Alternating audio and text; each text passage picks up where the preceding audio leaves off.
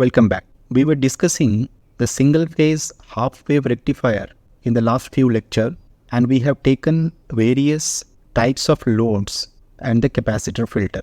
In this lecture, we will focus on single-phase full-wave diode rectifiers. So single-phase full-wave diode rectifiers are generally classified into two important categories. One is the bridge rectifier and another is the center-tapped transformer rectifier. So in the first, we can see there is no transformer present, whereas in the second one, we have the transformer in the circuit. Earlier, we have seen that if we have a single phase supply, which is having the positive and the negative waveform, when we rectify it to DC, we get only one of the half rectified, whereas the other half is not present. Hence, it is known as half-wave rectifier. Whereas in the full-wave rectifier, we will get the rectified signal consisting of both the positive as well as negative half. So when we rectify the input signal, we will be getting both the positive as well as negative half of the input supply. Hence, it is known as full-wave rectifier. Now, bridge rectifier, it has the lower peak diode voltage. Hence, it is suitable for high voltage applications. So, such type of applications where high voltage is required, where we will be going with the bridge rectifier, whereas center tap rectifier is usually required to provide the electrical isolation when you have two important zones and you need to isolate the first part with the second part. Then we required electrical isolation, and hence center tapped transformers are required.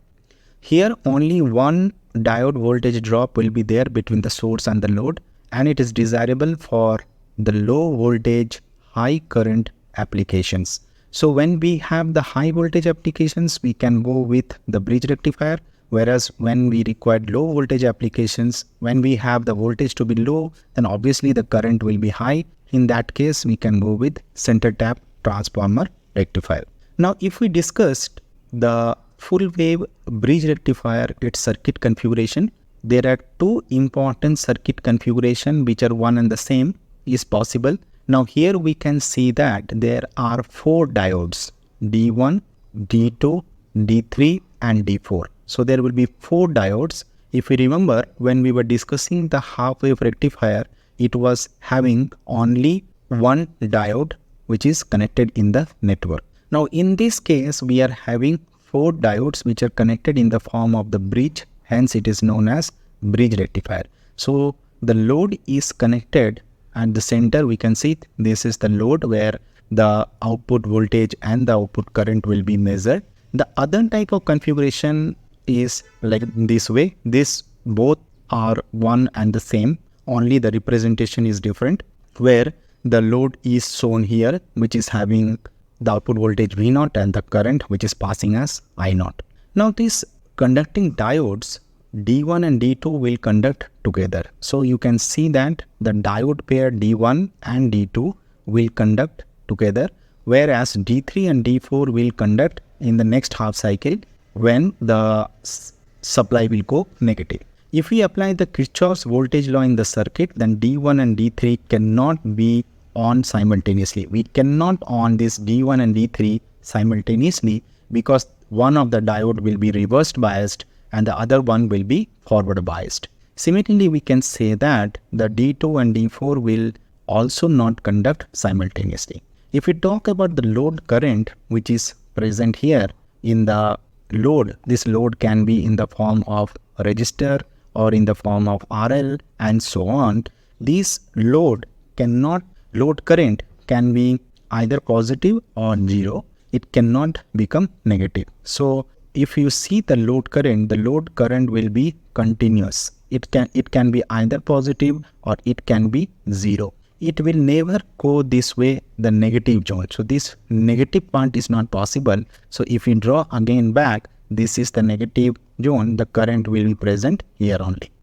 The load voltage will be plus Vs when D1 and D2 are on, means these two diodes will be simultaneously on, and hence you will be getting plus Vs at the output. Whereas when D3 and D4 will be on, then you will be getting the voltage signal plus Vs on the load side. So you have two waveform, one with positive and another with negative. This positive and negative will be on when D1 and D2 are forward biased, and the negative part of the waveform will be in operation where D3 and D4 are forward biased. The reverse bias diode voltage, when we talk about, it is maximum is the peak value of the source. When the source voltage is maximum, it can be plus Vm or it can be minus Vm. So then that is the peak value of the source, and that is the reversed bias diode voltage. With D1 on, the voltage across D3 is minus Vs. So this we can say that this is the peak inverse voltage for the diode D3, because this is the maximum voltage which the diode has to withstand when the voltage is negative. If we talk about the source current, the current is entering the bridge through the diodes ID1 to ID4, and it is symmetric about the zero axis. The average source current is 0. Since this is the continuous AC waveform, so the average current will always be 0. The RMS source current is equal to RMS load current. So whatever the current is originating from the source in terms of RMS value, it will be equal to the load current in terms of RMS value.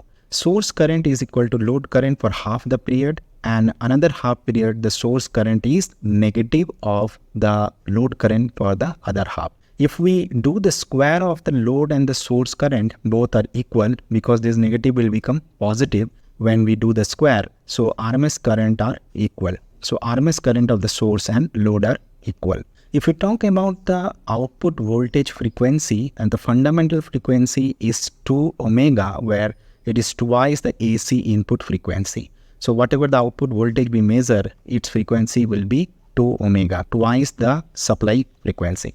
Output voltage Fourier series, it consists of a DC term and even harmonics of the source frequency. So if the output cannot be the pure DC waveform like this, it will be having certain AC components also, which are known as harmonics. So these harmonics can be removed from the network using the capacitor filter, which we have discussed in the single phase half wave circuit. Let us discuss the waveform, what is happening with the bridge rectifier. So if we talk about the source voltage is having a sinusoidal waveform with positive, negative, with its maximum value here as plus Vm, and negative you will having minus Vm. The output voltage will be rectified, so this positive waveform will be rectified, as well as the negative waveform will also be rectified, and you will getting a continuous supply with the maximum value of plus Vm. This is the DC rectified waveform.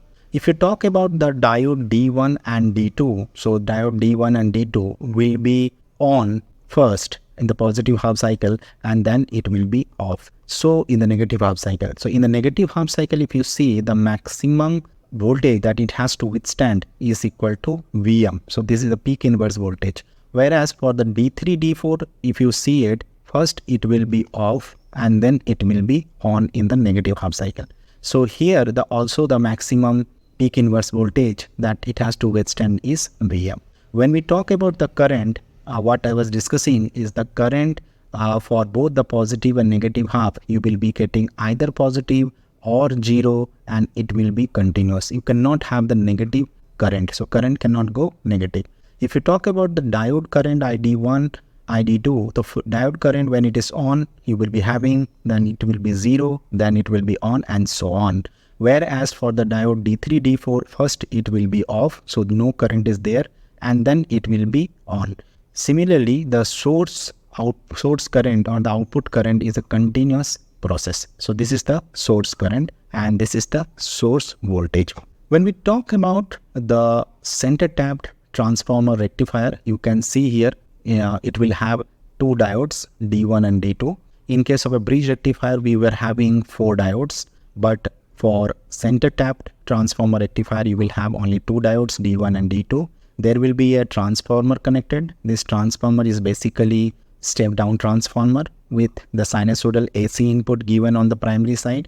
The secondary side, there is a tapping at the center. So it is a center tapped. You have a load connected at the center and the positive half and the negative half. So you will be having two voltages which is given here, which is VUS1 and VS2. If the center tap, this one is 50% and this one is 50%, so you will be having the VS1 is equal to VS2. So when we apply the KVL in this circuit, only one diode can conduct at a time. So either D1 will be on or D2 will be on. Both cannot be on simultaneously because other will be reverse bias. If you talk about the load current can be positive or zero. It cannot be negative, similar to bridge rectifier.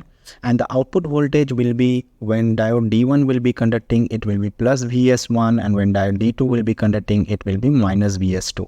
Knowingly, we have given two important on the difference voltage to differentiate. Now, if it is center tap, you having 50% tapping, then obviously VS1 will be equal to VS2. And again, it depends upon the load. So transformer secondary voltage, if you see it, VS1 is equal to VS2, and this is basically determined from the turns ratio. So it will be N2 by 2N1. So that will give you the secondary full voltage of this, and then half of that will be VS1 and half of that will be VS2. If you talk about the reverse biasing of the diode voltage, it is maximum the twice the peak value of the load voltage. So it will be twice, 2 Vm will be the peak inverse voltage, and shown by the KVL around the transformer secondary winding D1 and D2.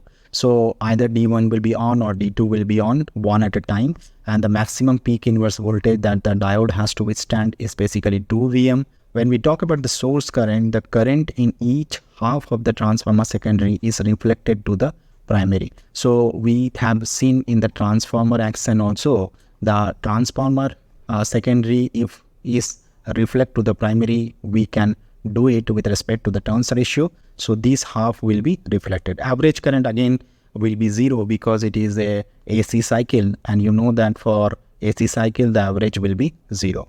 The transformer here providing the electrical isolation between the source and the load. So on the primary side you have the source, and on the secondary side you have the load. The source and the load, you require electrical isolation, so that is possible with the help of transformer. The voltage, output voltage frequency will be again 2 omega, which is twice the AC input frequency. Now let us see the waveforms. So when we talk about the source voltage, it is again the sinusoidal with positive and the negative waveform, and the output voltage is again rectified for both the half cycle. And if we talk about the D1 and D2, so D1 will be on first, and then the D2 will be off at that particular instant. And the next half cycle, if you see it, the D1 will be off and the D2 will be on.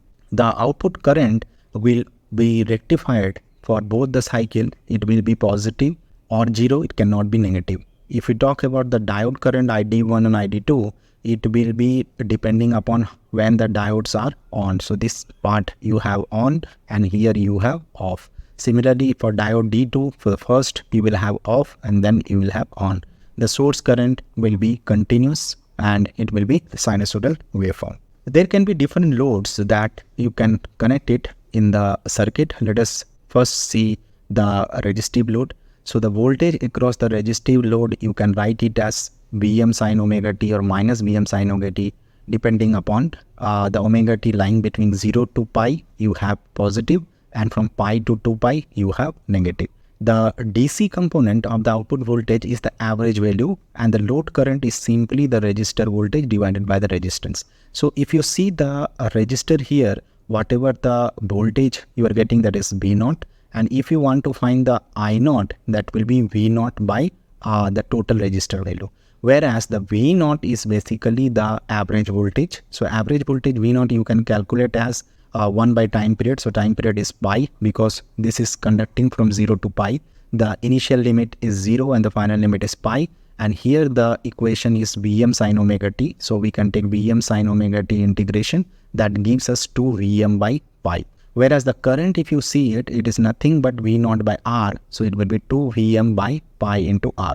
The power which is absorbed by the load resistor is nothing but I RMS square into R, whereas I RMS is equal to Im by root 2. This is the equation for the sine wave the RMS value, and the power factor is 1 because it is the resistive network load. The V0 and I0 will be in phase with each other.